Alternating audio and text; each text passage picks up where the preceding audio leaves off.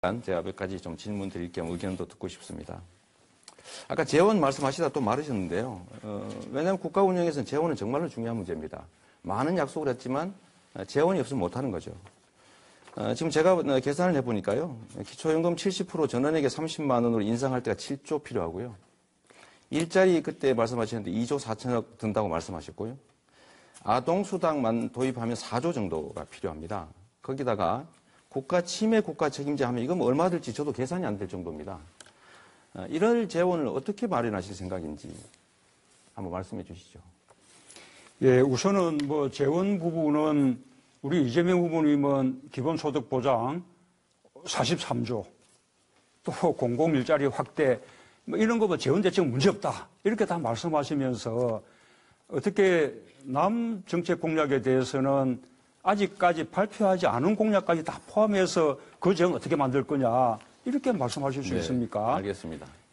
그런데 아직까지 발표하지 않은 공약이라고 말씀하시는데요. 아까 아동수당도 아직 발표하지 않았죠. 좋습니다. 이게 바로 문 후보님 측 캠프의 문제입니다. 무슨 말씀이냐면 문 후보님 캠프의 전문가가 발표했어요. 신문에 두세 달 동안 계속 나오고 있습니다. 국민들은 아동수당 도입하는구나. 첫째 10만 원, 둘째 20만 원, 셋째 30만 원 주는 게 문 후보의 정책이다라고 알고 있습니다. 아동수당을 도입할 것이라는 점은 우리가 확정했지만 그런데 그 숫자를 아동수당을 어떻게 설계할 것이냐라는 부분을 아직 알겠습니다. 정하지 못했다는 거 아닙니까? 그게 기존의 보육수당과 가정양육수당하고 아동수당을 어떻게 이렇게 매치시킬 것이냐 지금 이제 그 논의들을 하고 있다고 말씀드렸었죠. 그게 바로 문제입니다. 후보는 안 했다고 하시고 미정이라고 하시는데 캠프는 발표해요. 그럼 후보는 또 아니라고 하십니다. 아니, 금방 하는 이야기를 다르게 곡해 합니까? 아동수당 도입은 확정됐지만 설계가 끝난 것은 아니다. 그래서 발표하지 설계를 못한 발표했다니까요, 이렇게. 라고 말씀드리잖아요. 알겠습니다. 그 얘기 말씀드리고요. 정책에서도 좀 안정성이 있었으면 좋겠다. 한 번 얘기하면 캠프가 발표하면 그냥 그대로 쭉 가야죠. 가다가 또 바뀌고. 그거 옳지 않다고 생각하고요. 두 번째, 일자리 대통령 말씀하셨는데요. 제가 일자리 81만 개 만들어 늘리겠다 이런 말씀하시잖아요. 좀 좋다고 생각합니다. 근데 제가 그 내용을 들여다봤더니 17만 개를 새로 만드는 건데 64만 개는 기존에 있던 일자리를 연간 300 한 몇십만 원씩 들여서 좋은 일자리로 만들어 바꿔주겠다. 일자리를 늘리는 게 아니라 그건 일자리를 개선하는 거더라고요. 이건 늘리는 게 아니지 않습니까? 어떻게 생각하십니까? 아마 이재명 후보님도 뭐 똑같이 지금 주장하고 있을 텐데 우리가 공공 어린이집, 국공립 어린이집, 국공립 유치원 또 공공의료 다 늘리자고 지금 말씀드리고 있지 않습니까? 네. 뭐 치매 전문병원도 만들자고 하고 있고요. 그렇게 하게 되면 자연히 공공부문 일자리가 늘어나는 것이죠. 네. 혹 개중에는 민간 어린이집을 인수해서 국공립 어린이집으로 전환하는 경우가 있을 수 있기 때문에 그런 경우에는 민간 일자리가 전환될 수 있지만 그 경우에도 나쁜 일자리가 좋은 일자리로 그러니까 바꿔지는 거죠. 그게 나쁘다는 게 아니고요. 그 숫자가 얼마가 될지 저도 파악하지 못하는데 어떻게 이재명 후보님은 나머지 64만 개는 몽땅 다 전환이다. 아니, 있는 일자리가 바꿔지는 거다. 이렇게 단정으로 말씀하십니까? 캠프에서 발표한 정책 자료에 그렇게 돼 있습니다. 64만 개는 1인당 366만 원 정도를 들여서 좋은 일자리로 바꿔준다. 그런데 발표는 계속 81만 개 신규 일자리라고 하세요.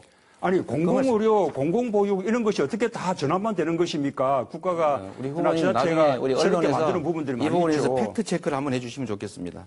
81만 개가 새로운 일자리인지 17만 개만 새로운 일자리인지. 후보님도 말씀하셨어요. 새로 일자리는 17만 개밖에 안 되기 때문에 예산이 2조 4천억밖에 안 된다라고 저번 토론회 때 말씀하셨습니다. 자, 정리 좀 하겠습니다. 저는 우리 문 후보님께서 토론을 할 때는 좀 질문에 답을 해주시면 좋겠어요. 마지막으로 사드가 여전히 북핵 방어용이라고 생각하시는지 한번 답해주는 걸 부탁드리고 싶습니다. 네, 문재인 후보께서 답변하시면 됩니다. 질문하셨습니다. 방금 뭐라고 질문했습니까? 제가요, 사드가 여전히 북핵 방어용이라고 생각하느냐? 라고 하는데 답을 부탁드리겠습니다. 네. 자, 예, 지금 잠깐만요. 사드가 이재명 북핵에 후보의 대한 주도권 토론이 끝나서 다음에 이제 문재인 후보의 주도권 토론이니까 그 시간을 활용해서 답변하시면 될 것 같습니다. 자, 이번에 이제 문재인 후보의 주도권 토론 시간인데요. 역시 10분 드릴 거고 새 후보께 질문하시고 그리고 예, 이재명 후보께 사드는 어쨌든 북핵에 대한 대비 체계 하나로 한미 양국이 지금 합의한 것이죠.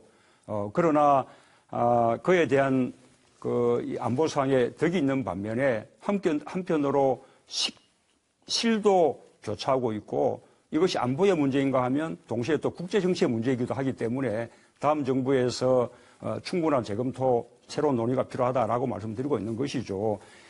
자, 이재명 후보님, 아까 기본소득 그 보장으로 돌아가는데 네. 저는 기본소득 그 보장의 그 취지가 가난한 사람들의 기본소득을 보장하자 이런 취지라면 저는 찬성할 것 같습니다. 그래서 뭐 최저생계비를 설정하고 거기에 미달되는 가계의 어떤 기본소득을 보장해주자 이런 취지라면 저도 찬성할 수 있는데 지금 이재명 후보는 그게 아니라 65세 이상 되시는 분들은 모든 분에게 29세 이하 분들은 또 모든 분에게 이렇게 다 일률적으로 다 지급하자는 거예요. 그래서 무려 그 숫자가 2,800만 명. 토지배당은 또 어린애까지 전 국민 모두에게 지급하자는 것이거든요.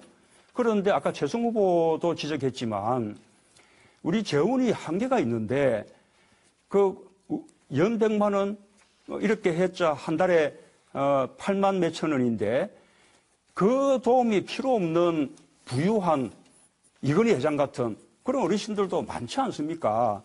그래서 보다 좀 저소득층에게 기본소득 보장을 집중하는 게 어떠냐라는 식의 그 비판은 너무 당연히 나오게 되어 있는 거 아니겠습니까? 우리가 재원만 충분하다면 모든 국민께 다 드리면 좋겠죠. 그러나 선후 순서가 있는 법 아닙니까?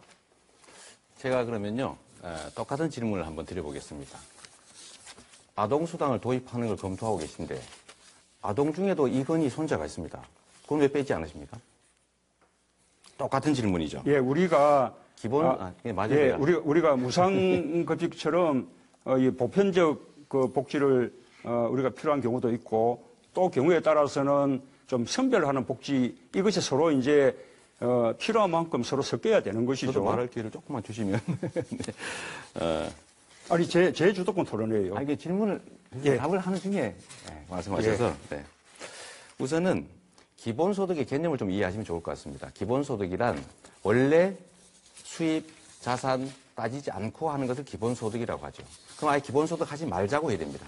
기본소득을 하되 가난한 사람을 중심으로 기본소득 하자라고 하는 건 기본소득을 이해하지 못한 것이라는 말씀 하나 드리고요. 두 번째로는 이 소액의 기본소득을 지급하는데 자산조사를 실시하면 수치심이 생길 뿐만 아니라 사실은 비용이 더 들 수도 있습니다. 제가 성남의 청년배당을 기본소득으로 지급해 봤는데 골랄레랄리가 돈이 더 많이 들더라고요. 그 비용이. 세 번째는 이런 게 있죠. 선별적 복지를 계속하게 되면 중산층들 지원을 받지 못하는 사람들이 다 반대합니다. 그래서 이게 선별 복지의 역설이죠. 예, 뜻을 알겠습니다. 네. 예. 그러나 하여튼 저로서는 아직도 잘 납득이 안 간다는 말씀을 드리고. 자, 우리 최승. 말씀드린 것처럼 정권 교체는 이미 대세입니다. 정권 교체는 특정인이 잘해서 만들어진 것이 아닙니다. 국민들이 만들었습니다.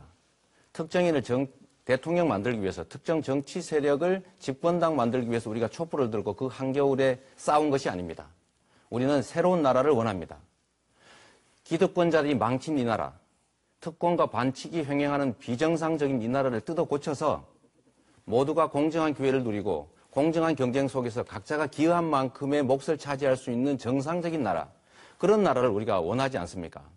그러려면 기득권자들과 손을 잡거나 기득권자들에 둘러싸인 사람으로서는 새로운 변화 만들어내지 못합니다. 억강부약.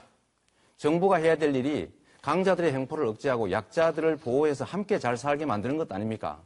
우리가 언제 특권, 특혜 요구했습니까? 우리가 한 만큼의 몫이 보장되는 그런 공정한 나라, 이재명만이 할 수 있다고 말씀드립니다. 개혁 대통령 이재명이 하겠습니다. 네.